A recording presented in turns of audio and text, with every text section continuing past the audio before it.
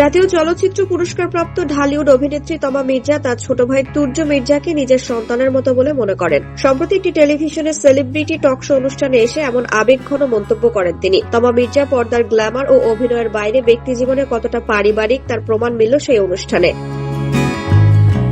সেখানে নিজের ছোট ভাই তুর্য মির্জার সঙ্গে তার এক অনন্য ও আবেগঘন সম্পর্কের কথা তুলে ধরেন অভিনেত্রী। তার ছোট ভাইয়ের সঙ্গে বয়সের ব্যবধান প্রায় 11 বছর। দীর্ঘ বিরতির পর পরিবারে আসা এই কনিষ্ঠ সদস্যের প্রতি তার ভালোবাসা ও দায়িত্ববোধ শুরু থেকেই ছিল অন্যরকম। তিনি বলেন, 2012 সালের দিকে তার বাবা ভীষণ অসুস্থ হয়ে পড়েন। তখন তার ক্যারিয়ারের শুরুর দিকে থাকলেও পরিবারের হাল শক্ত হাতে ধরেন অভিনেত্রী।